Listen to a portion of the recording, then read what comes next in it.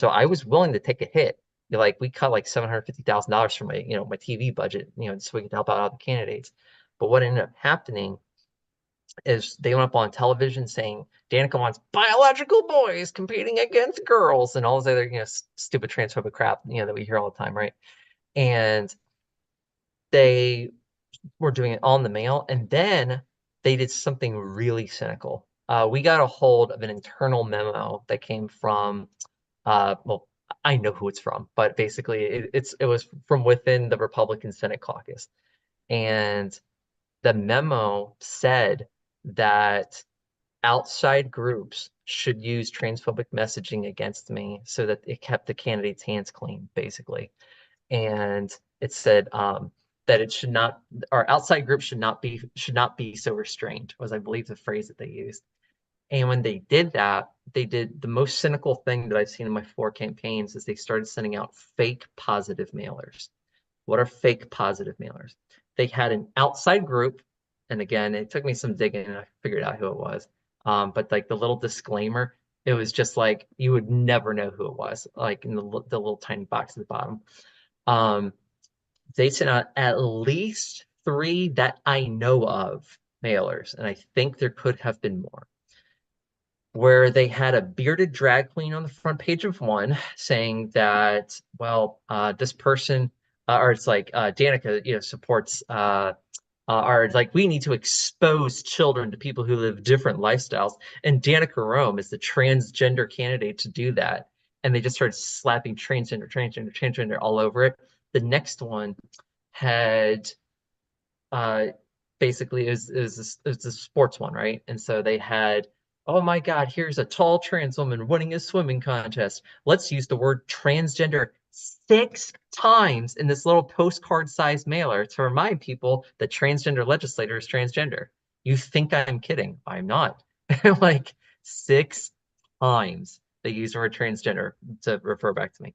And then they had another one with Dylan Mulvaney's face on it. And I'm just like they really think that the comment section of YouTube is real life right now. Like that's what Yeah. it was turning into. And so I remembered something from my first campaign at that point. 2 weeks to go in that first campaign, um, I was getting so much anti-trans shit from the guy who I beat. And I was responding to it, I was punching back, doing what I had to do. And someone wrote back like, hey, and I knew who this person was. I'm not going to vote for either of you, blah, blah, blah. And so I call her up. I was like, hey, what's this all about? And she's like, look, Dan, I want to vote for you, but why did you get into this race? It wasn't to have a little tit tat with, Bob Marshall, was it? And I was like, no. I was like, why did you get in? I was like, to fix Route 28. Then why don't you talk about fixing Route 28? I was like, well, shit, that's why I got into this campaign in the first place. This is what I launched everything on. So every single day for the last 2 weeks of that campaign, and I mean every day, every post every day, it was 2020, 2028. And we won. We won by 7.8 points. And as Michael Che from Saturday Night Live would later put it, Bob Marshall, self-described chief homophobe of Virginia, was so homophobic he refused to get within 8 points of her. So yeah, that way. No, I love how well you did in that race. And I always coin it the Danica Rome effect. As they use more negative and go more negative about you being a trans woman, it gives you the opportunity to actually stay on the issues while they're just saying trans, trans, trans. You're like, I want to fix the road and I want to make sure that and I'm trans. Oh well, like let's talk about the issues that you Yeah, care yeah. about in your neighborhood, And, right? And and hey, Jesse, we've got another question here on the Q&A. It yeah, says, Senator I Rome, would. Mhm. yeah, what advice do you have to offer to other queer folks that might be afraid to volunteer to phone bank or canvas? I've been having so much trouble getting folks to join our phone bank in Illinois for my work, but I'm trying to rally fellow trans LGBTQIA people for the final push and get folks to understand that it really does make a difference, especially in these really, really close races. Nothing about us without us. Love that ending. So the first advice, campaigns need to be flexible, especially with trans folks. And here's the number one reason. Some trans people, we have terrible experiences on the phone because we get misgendered on the phone because of our voice, right? And if I was doing everything I was told to do when I was in speech therapy and speaking at 172 hertz and, breathing into a straw and saying moon and blah, blah, blah, then this is where my voice would have probably ended. voice I'm speaking at right now is higher than the one that I started with, and this is my happy place. This is where I landed. Fine, cool. I have a phone voice, but it's just if someone was like me and was like, hey, I don't want to get Mr. on the phone, feel free to text at that point. Like, let's have a text bank. You can, write letters. There's always a way to incorporate someone. I had folks who wanted to volunteer my first campaign, someone who said, hey, Danica, I don't want to knock on doors. I don't want to make phone calls. I have too much social anxiety for that, but I want to help. What can I do? I said, can you punch in some data for us? Yes. And here's a laptop. Here's what we need. Get to work. Let's go. Right. And so I want to really make sure people understand that they are welcomed in campaigns. And at the same time, I also really want people to know that if you are afraid to volunteer to phone bank or canvas, trust me, I know what it's like January 7th, 2017, to be out there with my clipboard, my rainbow bandana, and as a cheers to Andrea, a bunch of snow on the ground, and out there to collect petition signatures for my first campaign. And yeah, I was nervous. Of course, I was nervous. I'm a trans woman knocking doors at the same place where we had the first battle of the Civil War. Yeah, I'm effing nervous. Of course I am. And you know what? I did it. And then I did it the next day, and I did it after that, and after that, and after that, and after that. And to be honest with you, in its totality, yeah, I've had a handful of experiences at doors that sucked. Yes, I have had a handful that weren't pleasant. But at the same time, I will also tell you, it is few and far between when I have really negative reactions at the doors because I'm trans. Typically, I get more negative reactions because I'm a Democrat.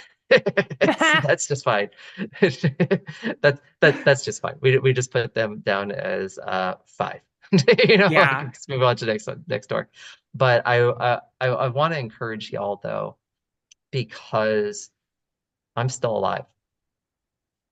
I still have all my faculties. I haven't been hurt yet. I cannot say that that's the same experience that every other person has. I cannot say that's the same experience every other person in our community is going to have every time that they're out indoors. I can't promise you that. What I can promise you is that when you're vulnerable enough to be visible and you put yourself out there, chances are you're going to be the first out trans person someone knows that they have met. They've met us before. We walk up, but it is really, really important that when they're seeing all this negative anti-trans messaging, that they have to put a face to it in their community. And they say, hey, wait a minute, Danka's not like that. Andrew's not like that. Trishy's not like that. Rodrigo's not like that. I don't understand. Why are they picking on these people? Our face, our presence at the door is what diffuses that hostility. It's what makes it possible for us to break through to people who don't know what our experience is like and get information about what they think our experience is like from people who mean us harm. It's Yeah. so important that we are visible. So please be vulnerable enough to be visible. Put yourself out there. Be smart. Don't do anything stupid. But put yourself out there and let's go win a campaign for people who are trying to help us. Yeah, no, thank you so much, Senator Rome. We're going to have to move on to our next special guest, but you are an inspiration. Thank you so much about what you said about going out there. It is so important. And we're actually having our last trans folks for Harris phone bank tomorrow at 7 p.m. Eastern time. I put the link in the chat.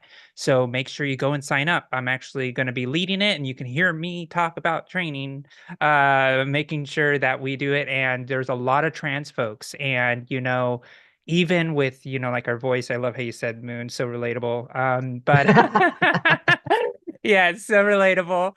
Also, I could do it just like the voice training taught me to, but I'm happy with this voice. This voice is me. I'm happy with it. So, it's so relatable. But no, join us. And I said this on our phone bank too. This is a perfect time for you to practice that voice. Like, come on, you could talk to a bunch of strangers, practice that voice. It doesn't hurt anything. It's amazing. We've had such a great time with such a great group of people. So please join us, and thank you again. And let's win this thing, right? Let's go. All right. Thank you so much, Senator. All right. Thank you everybody for that. And before we have our next guest, which is going to be Council woman Andrea Jenkins from Minnesota, we're going to do a quick little video that we here at A4TE were able to create. And we are very excited about it because it is a really good demonstration of where we feel when we see all of the things that Vice President Harris has said in the campaign trail, as she's only been the presidential nominee for a little close to 3 months. But going back to talk about where she was as well when she was running before. And so just want to share this little video with you. Bear with us while you see this little AV thing. This is something new we're trying. So I hope you enjoy.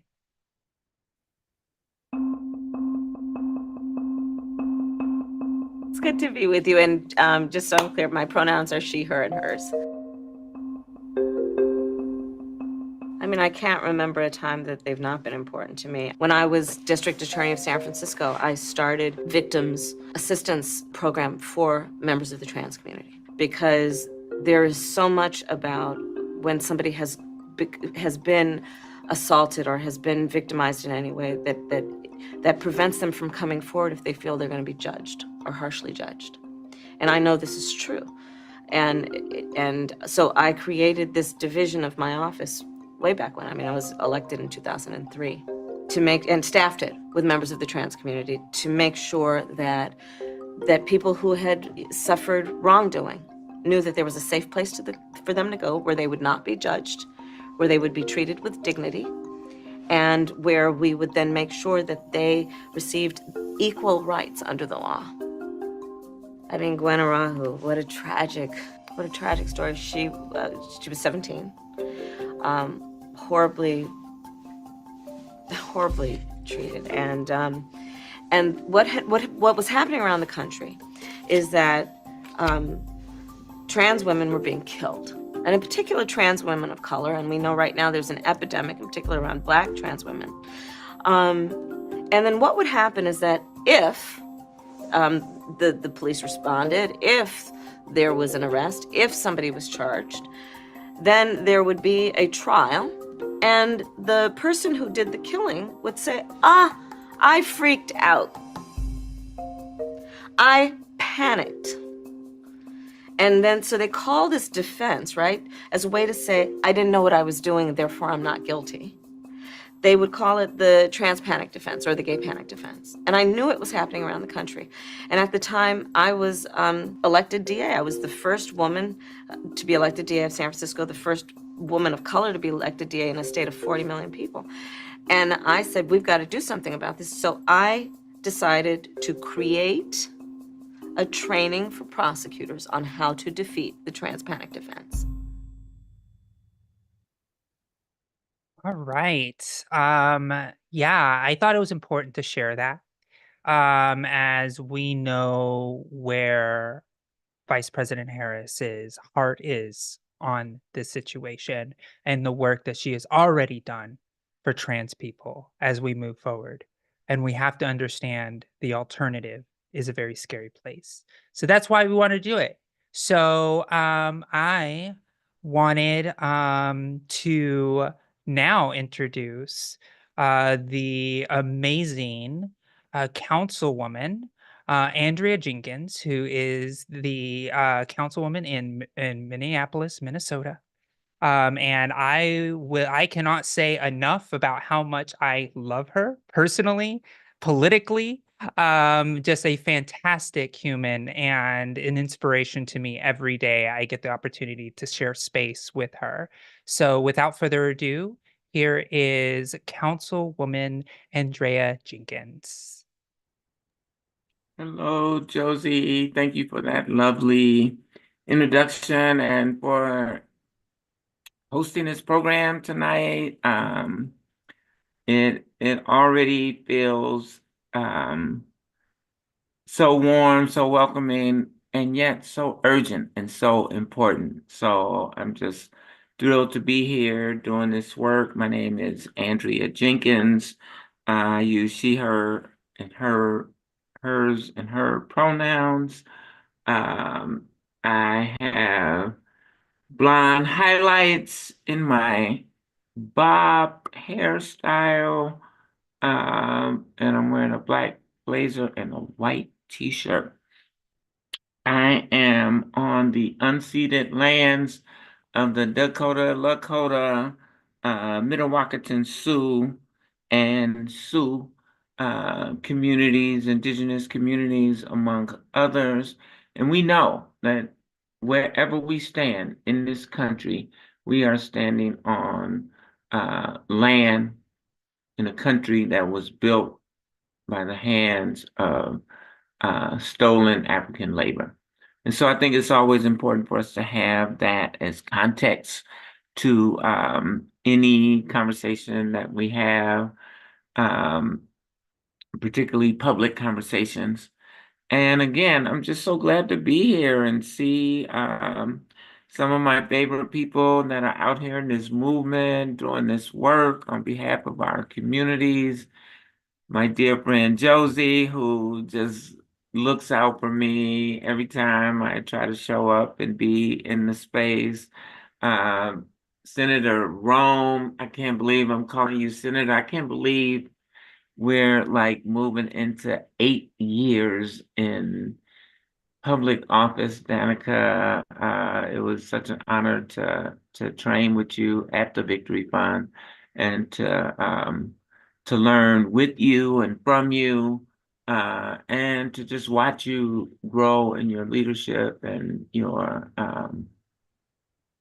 commitment to equality and justice and trans equity for not only your constituents in Virginia, but as someone said on in the chat, you are inspiration and a leader to trans and gender nonconforming people all around the country. Brandy, how you doing? Sebastian, what's good? So many amazing people on this call. A lot of people I see that were at the DNC. What an exciting time. Just, the vice president made her debut as the presidential candidate, and it was palpable watching it on television. And so I can only imagine how exciting and energetic and inspiring it was in person. And I think we had a record number of trans delegates at the DNC, which is a demonstration of our power. And I kind of wanted to say a little thing about voice, man. Use your voice. Your voice is your power. Your voice is your power, however it comes out. Don't water it down, don't trim it down, don't try to soften it. It's your voice. Be with it. And sometimes it gives us away, but it's not how we sound, it's what we say that matters. And how we say it that matters. So, man, I've been on this council for almost 8 years. I've served as the vice president of the Minneapolis City Council. I've served as the president of the Minneapolis City Council. And I've served on this council during, it's gotta be the most tumultuous time in Minneapolis' history. And some of you may know we had a bridge collapse, and certainly I'm pretty sure in the Depression, Minneapolis was as much in turmoil as any other country, any other state in the country, but there was no city that was grappling with the immediate impacts of the murder of George Floyd and the pandemic at the same time. And I know there were protests in Portland and Paris and Pittsburgh and, all over the world, right? But those events happened right here. And so, to be and not only right here in the city of Minneapolis, but George Floyd was murdered like 3 blocks from my house. Like I was on the national news almost every single day. And it was just a really amazing and incredibly humbling time to be a Black trans woman representing this community on a national stage. And it's been really, really an honor. It's been a bumpy ride. I mean, my first campaign, Danica, I won with 78% of the vote. It was incredible. There was so much energy. We both were on the cover of Time magazine. It was the year of the woman. Like, it was incredible. My second campaign, which was post the murder of George Floyd, and we were kind of in the midst of the pandemic, but I won that campaign with like 85% of the vote. My numbers went up, Danica. And then my most recent election, which we won, but we won with 38 votes. 38 votes. We won by 38 votes, you guys. So I am living proof. Every vote matters. You cannot in any way think that your vote does not matter, because I'm here to tell you that indeed it does. And Danica, I know it is so painful that our young people are experiencing these ads out here that are attacking their right to be on the planet, attacking their right to be in public space, attacking their right to be who they are. But by the same token, it is letting these young people know who's on their side. And that's Vice President Kamala Harris. If she is allowing trans people to be, to seek gender affirming healthcare in penitentiary, I'm happy about that. I'm glad that my trans brothers and trans sisters are able to access the medical care that they need, and that our young people get to know about it, right? So they can know who is on their side. And yes, it is absolutely painful. There's no two ways about it, but it really does. Like you said, they're spending nine figures to help get the message out that Kamala Harris is a friend to the LGBT and particularly transgender community. And so, we can't argue with that. It's so funny. I moved a couple of months ago, and I literally just walked in the house and got my voter registration card today. So I'm hoping that each and every one of you are registered to vote. And in many places around the country, you can go and vote right now. You don't have to wait till November 5th. Early voting has started. We've been voting in Minnesota since the end of September. So, you can get out there and vote now.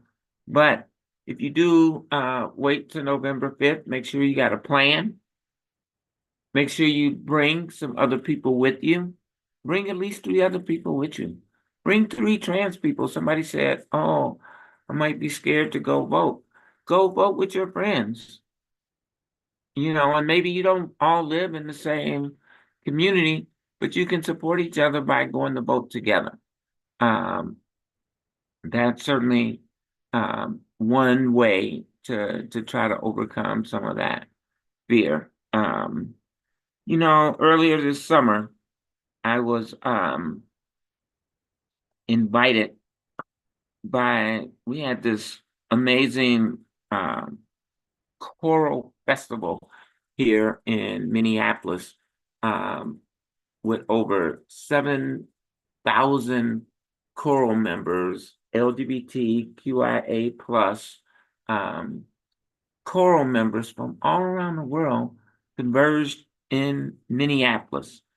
And they asked me if they commissioned me, I guess, to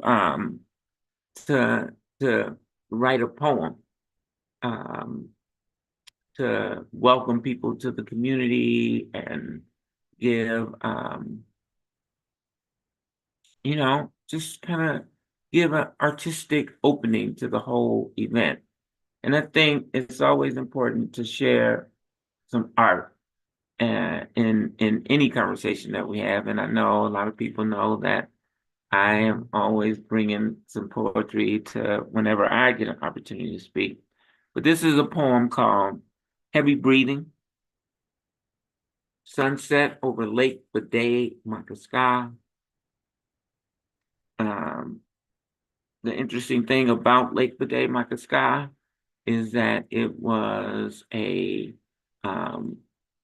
lake that was named after John C. Calhoun, who was Vice President of the United States, but also a vicious slave owner and separatist. He was one of the founders of the Confederacy, and we had this lake in the middle of our city named after this person. So we renamed the lake after its original indigenous name, Bidet Makaska.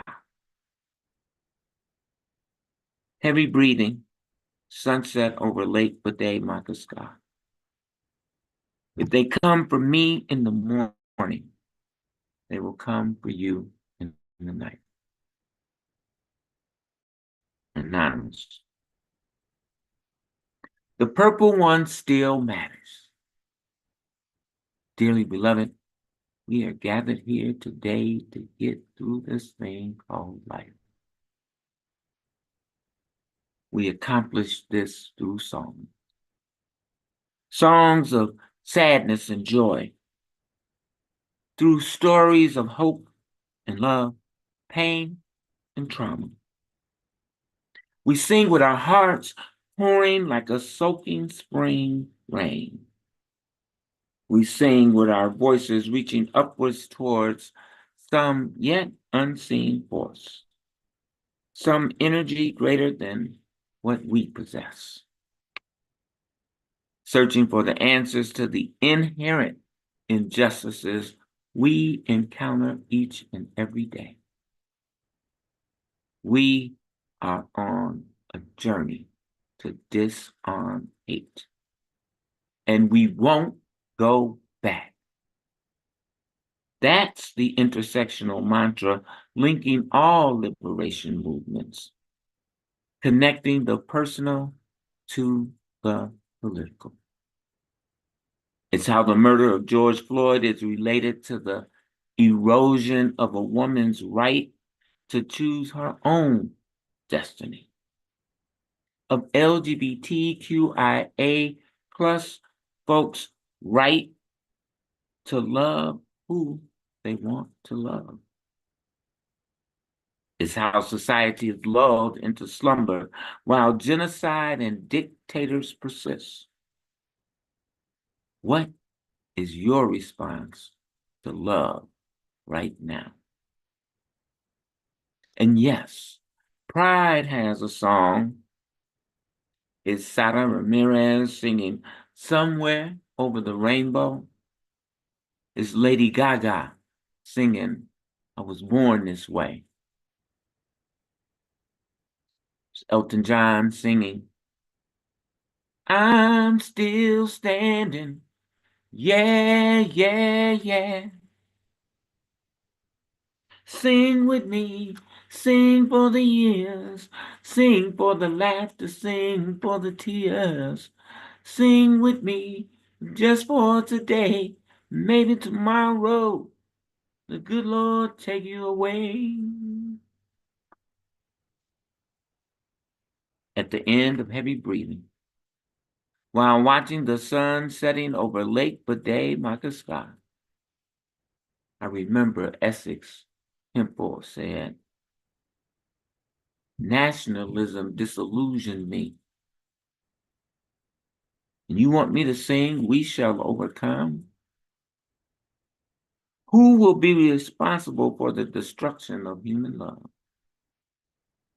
At the end of heavy breathing, after the sun has laid down for the night, a song of redemption remains. One love.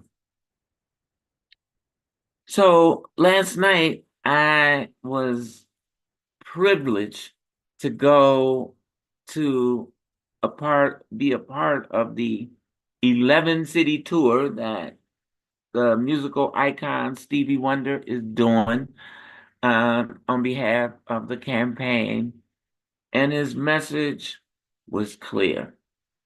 This is a campaign about love and joy, and the issues on the table are critical and important, and yet we got to do this work with love. And I know that somebody asked the question, why should I vote for Kamala Harris, right? And it's about the joy and the love that she's bringing to this work, to this campaign, to this nation. There is so much going on in our world right now. So many traumas and tragedies. There's a war in the Middle East. There's a war in Europe, Russia and Ukraine, Israel and Palestine. And we know that one thing is clear: war never, ever has resolved anything ever in the history of the world. And it's not going to resolve anything now. We must end this war. We must end the genocide that's happening in Gaza right now. But we can't do it through hatred. Reverend Dr. Martin Luther King Jr. said, darkness cannot drive out darkness. Only light can. And hatred cannot drive out hatred. Only love can. And, for the past 2 years, man, 2.5 years, since I got reelected my second term, I have taken to signing all of my emails with Love Andrea. And it's not with love, it's just simply Love Andrea. And it's my sort of personal performance art piece to make people nervous on the other end of the email. No, I'm just kidding. But I think it does make people nervous. They're like, whoa, what is she talking about? Love. But um, but what it really does is it makes me think about the messages that I'm sending out to people.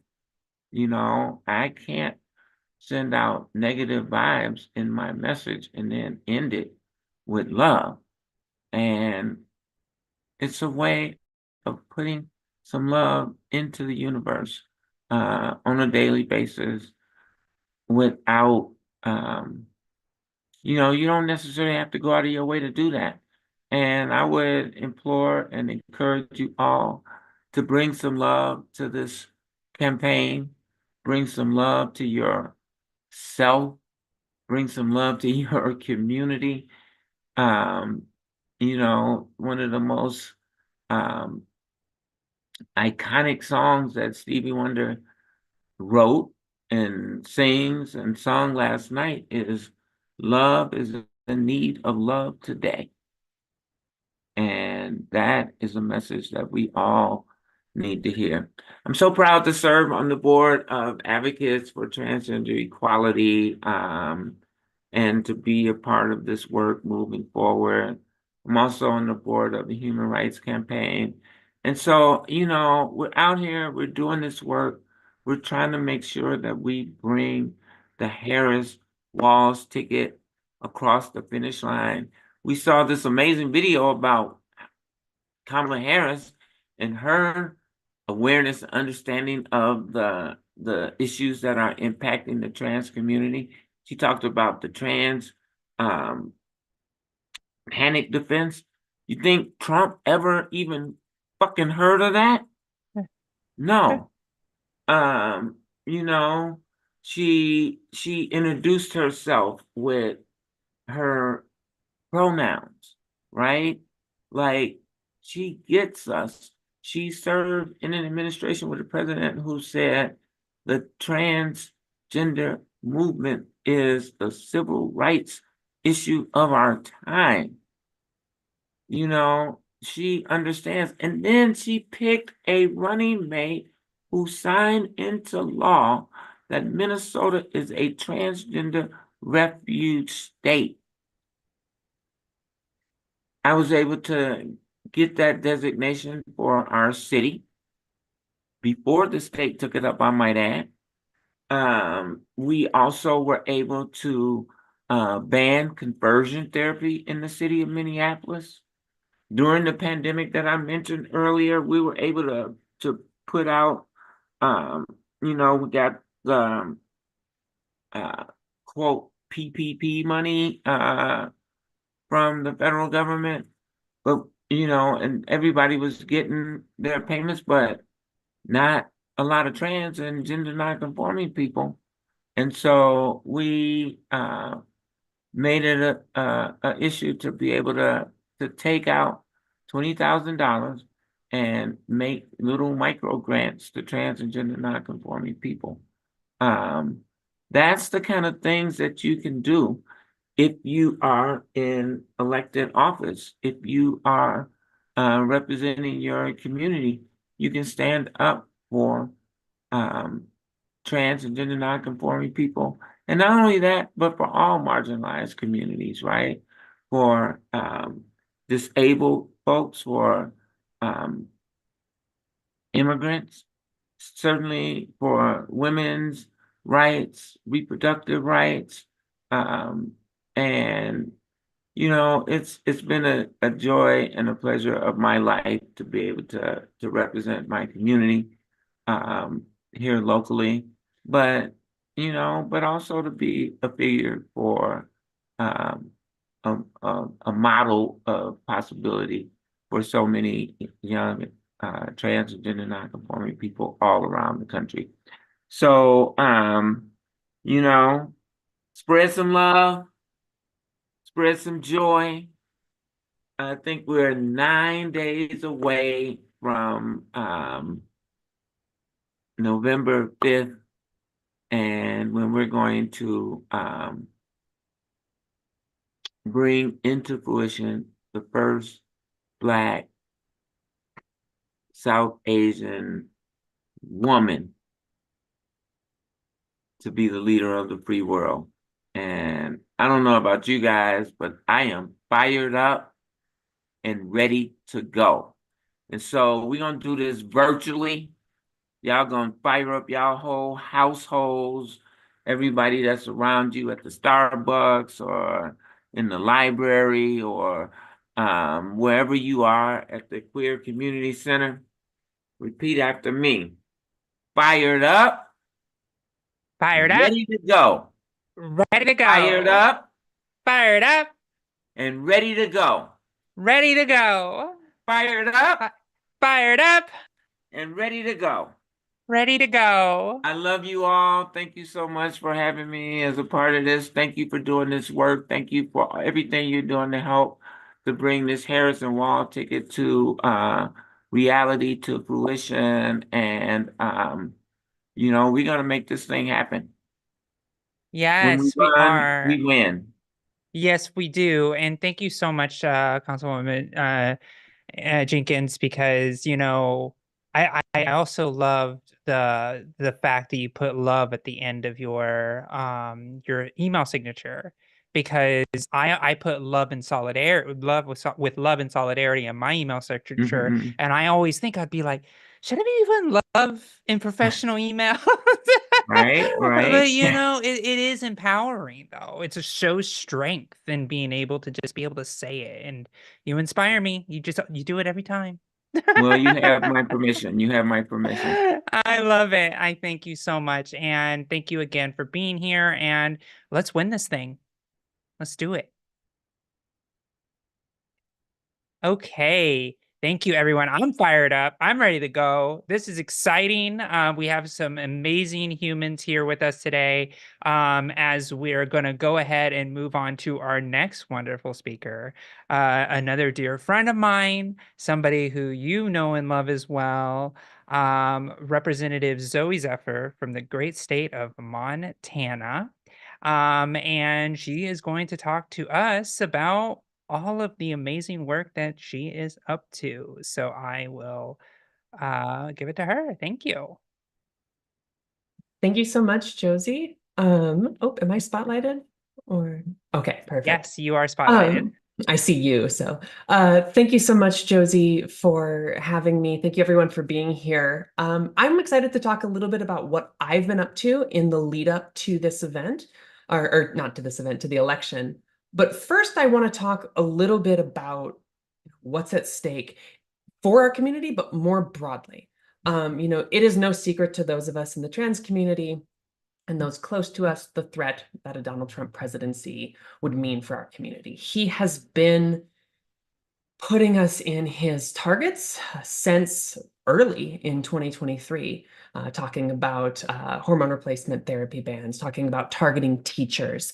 It has been one of his mainstays, and it's no surprise why it's one of the mainstays of Project 2025. But I want to touch a little bit more broadly on the Trump campaign's obsession with our community in the last closing couple months of his campaign, and what that means more broadly for his plan for the country. So I believe the Trump campaign has spent close to $30 million on anti-trans campaigns, on anti-trans ads that have been during every major sporting event all over cable news. And other PACs have spent around $80 million. So I think we have crossed the $100 million threshold in anti-trans attacks ad coming. And as one person once mentioned to me, who's a more right-leaning person, said, you know, the first time this came up, I thought to myself, yeah, Kamala, yeah, maybe she's too focused on trans issues. And then the 100th time he saw the ad, he was like, okay, maybe the Republicans are just weirdly obsessed with this community. What's going on here? And so what's going on here is we know that Trump's attacks on our healthcare are not just about our healthcare. This is a Republican Party that over the last decade, one of the driving questions has been, or one of their driving motivators has been, who can they cut out of the American dream? When it comes to healthcare specifically, we have seen them push for pre-existing conditions. We've seen them try to repeal the ACA. We've seen them try to target which communities get access to healthcare. Because as a group who wants us to pay more for it, the idea of who can be peeled off is integral to the way they are going to try to legislate. And so we have seen them over the last several years target our healthcare. But make no mistake, when Trump goes on and plays far-right Mad Lib and tries to drop, transgender illegal immigrants getting sex changes in prisons performed by teachers, whatever, he's going to throw the Mad Lib spaghetti at the wall. The seed he is trying to plant, and this is the conversation I've been having outside of the trans community, but the seed that he is trying to plant is, who is it okay for the government to take healthcare away from? Is it inmates? Is it the diabetic who's in prison, who they say, oh, actually, it's the government's job to peel away people who maybe we've incarcerated, and we can use the fear of losing their medication as another enforcing factor.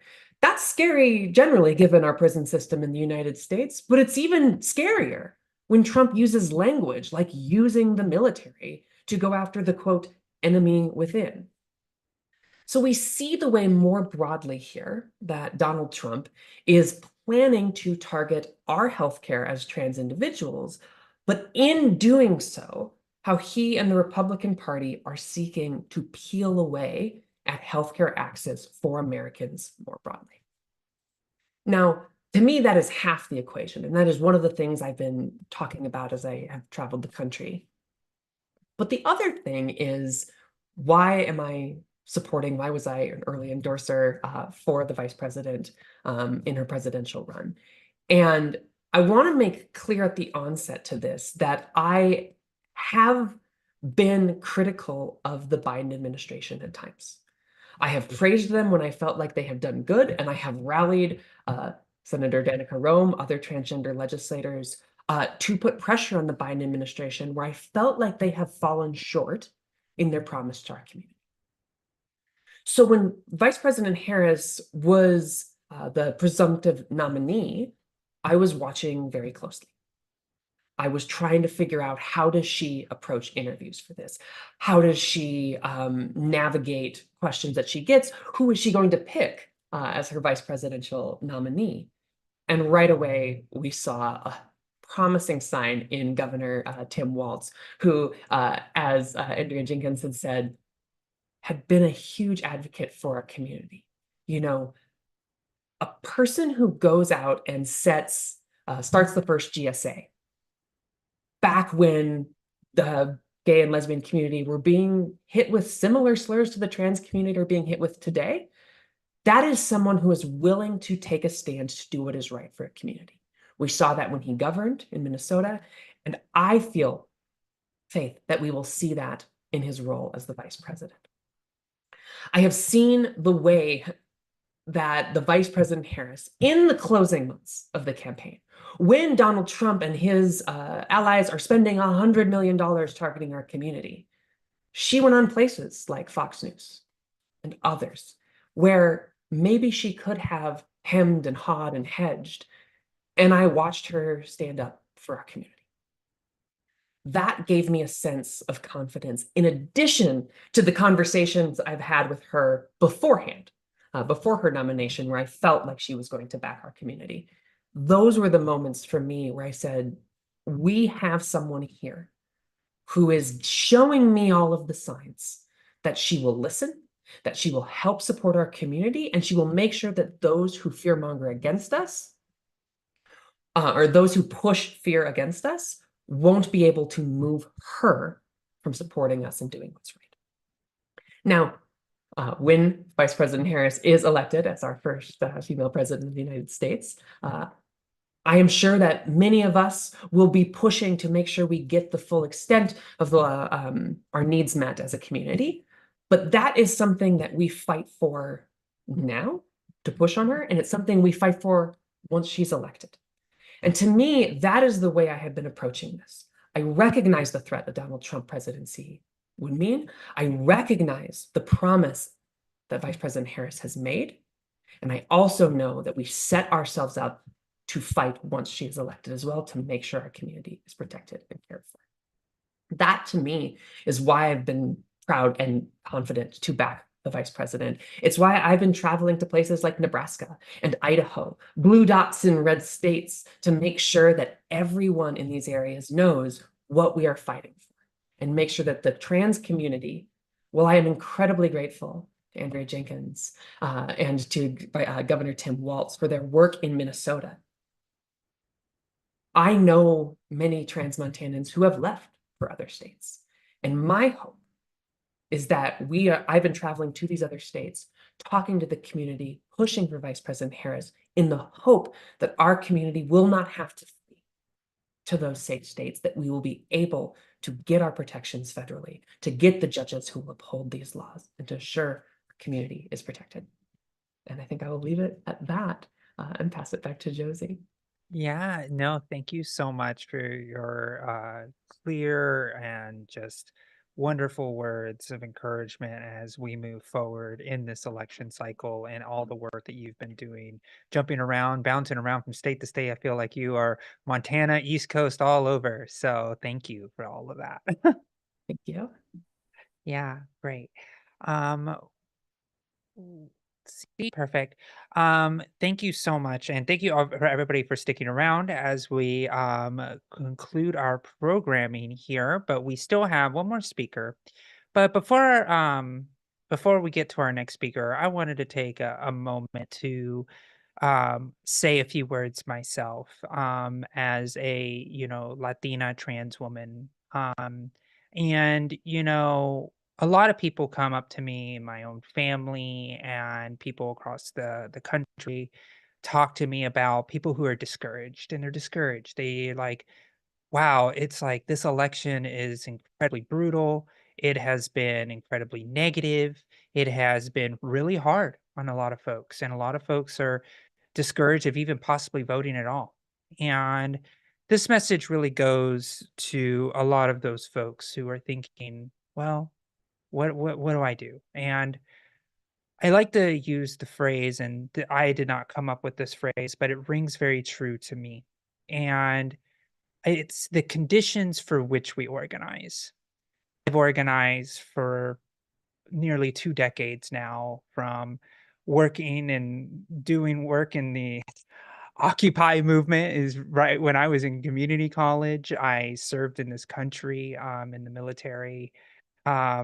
And I actually led the first Bernie March in San Diego, over 3,000 people. And so I've been in and out. I've been a delegate for Bernie, and I've been the convention, the last 3 conventions, and I've been very privileged to do that. And one thing I have understood with all of that work is, when I organize, who are the people who are actually going to listen to the efforts of that organization?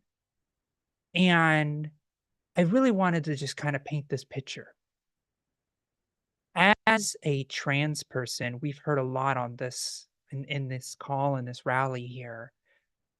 We're under attack. Our rights are under attack. There are barriers to access to healthcare, access to even serving in the military service under Trump, right? Being used in almost $100 million against our existence as a trans person. Getting my hormone care through the Veteran Administration is under attack. But not only just that, I'm Latina. And if you heard what happened in the Madison Square Garden recently, we were used as a Latina person, about just seen as an object, someone to be pushed away, someone to be repulsed. I'm also Puerto Rican, where I saw my community as a Puerto Rican, as Puerto Riqueña, said that I'm floating garbage. I am Mexicana. My grandmother and my grandfather were immigrants from Mexico, where we are seen as criminals and murderers. And I'm also Panamanian, where Latin American countries are seen as trash, filling a garbage can, which we call the United States. I'm a veteran, where the opposition has said that veterans are suckers and losers, said that to paying for a funeral for a Mexican woman, that it doesn't cost $60,000 for an effing Mexican. Being repulsed by amputees, saying that people who win the Medal of Honor disgust him and he doesn't want to stand next to him. And lastly, and not least, I'm a woman, where we are seeing our rights being stripped away with bodily autonomy, where we are seeing us be regulated to second-class citizens. So I share all of those identity points of who just I am as one American in this country. I know what conditions I want to organize as someone who's protest on the streets. I see the difference of protesting to someone who is going to listen to that protest and allow me to protest and not ask the military can come in and sweep us away, as we are showing our First Amendment right to protest. So for the conditions for which I organize, I proudly cast my vote for Vice President Kamala Harris and Governor Tim Walz. Because the conditions on the other side doesn't even see me as someone worthy of a right to even be here. So I know that got really heavy, but I had to say it as everything is coming to a close and our anxieties are running high and we're all thinking, what should we do? Well, it's time to organize. It's time to vote. It's time to show up to a phone bank tomorrow with trans folks just like us and people who love us. There's a lot of parents who have kids that are trans, a lot of partners who have trans partners. Join us. Go to the organizing event that is happening tomorrow at Phone Bank. Go to Transform the Vote. Do everything that you can so you can wake up happy after Election Day. So I wanted to introduce our next guest, my wonderful executive director for the Advocates for Trans Equality, Rodrigo Hang Leighton. Hey, everybody. Thank you, Josie. That was so powerful. Thank you for putting this into perspective for us about just how high the stakes are.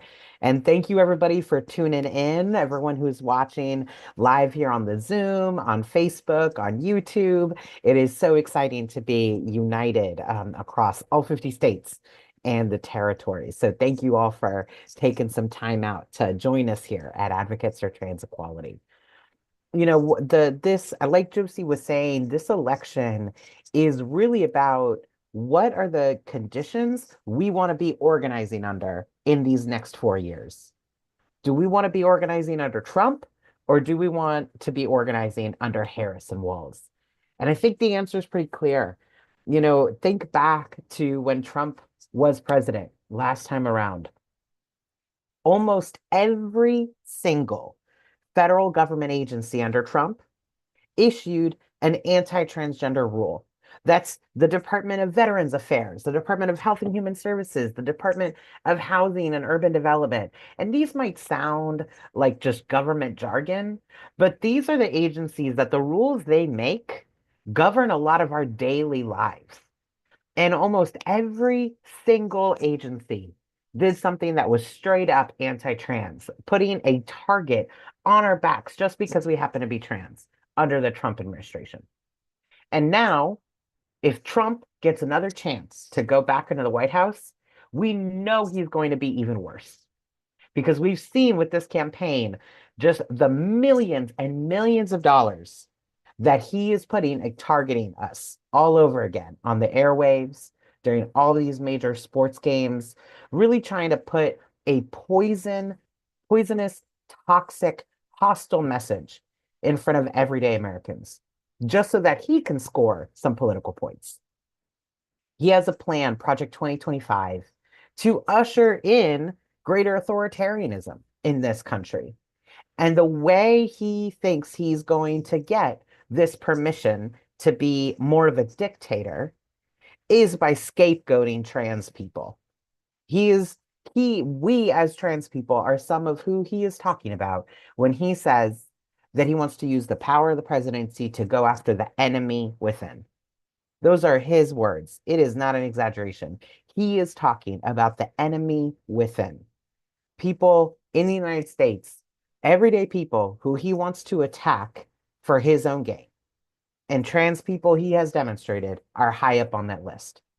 Project 2025 is his blueprint for what he's going to do if he gets back into that Oval Office. And it includes attacking the whole LGBT community, especially trans and non-binary people. But we do have a choice. On the other hand, we have Kamala Harris and Tim Walz, who have been incredible champions for our community. Vice President Harris was a champion for ending the gay and trans panic defense. So we talked about here a little earlier tonight, but I want to reiterate it because a lot of people don't know that. And it is an incredible fact. The panic defense, for anyone who's haven't heard of this before, is what someone could say in court if they were accused, if they were caught of attacking or even murdering a trans person. They could say, oh, well, I didn't know that they were trans and I found out and I freaked out. That's why I pulled the trigger. That's why I shot them. That's why I stabbed them. And that makes this more okay. And judges across the country were giving perpetrators letting them off the hook with this panic defense. Kamala Harris was a champion of ending this for long before anyone else was in her kind of position was standing up for this. She was a long-time leader in ending the panic defense so that our communities can be safer. So she's really proven through her actions that she will stand with us, that she will listen to us, including as president of the United States of America. And then you have Governor Tim Walz, who before he was ever in elected office, when he was a high school teacher, he sponsored his school's Gay Straight Alliance. He was the straight married football coach, and he sponsored the school's very first GSA because he knew it was the right thing to do, regardless of whether or not it was popular. And now fast forward to him being governor of Minnesota, and Minnesota leads the country in the most trans rights and trans protections. And that's in large part because of his leadership.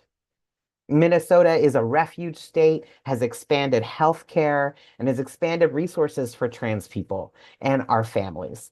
So I think in Kamala Harris and Tim Walz, we have people who will listen to us. And again, this is about the organizing conditions.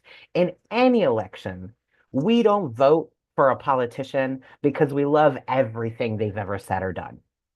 We vote for a politician because they create the conditions that we want to live under and organize under for the next 4 years compared to the other person. This is how we empower ourselves. And Vice President Harris and Governor Walz have shown that they are the leaders who we can organize under way more effectively than Donald Trump, who is just going to stigmatize us and single us out for his own selfish gain. Now, we've only got 8 more days to get this done. I know this election can feel eternal because it's been going on and living in our anxieties for a really long time. But we've got just a hair over a week. It is getting close. So we need everybody here to check your voter registration. A lot of us as trans people, we change our names over the course of our lives, and it can be really confusing to update all of our documents. We totally get it. So check your voter registration, especially if you've ever changed your name. Double check your voter registration, even if you've already changed your name on your driver's license or other state ID, because sometimes that stuff syncs up, but sometimes it doesn't. And it's always better to check. And also, it's important to check if you've moved recently or in the last few years. And we make this really easy for you at transformthevote.org. We put the links in the chat, and I know a lot of other staff have been putting in the chat across our platforms. Check out transformthevote.org. We make it really easy there to check your registration. And if you do need to update it, there are links there to help you do it. So there's plenty of resources. If you have any questions, do not hesitate to reach out. And make sure to vote as soon as you can. In many, many states now have early voting. So election day is not actually the only day to vote. It is the last day to vote. I saw in the chat that some people have already voted. That is fantastic. Thank you so much.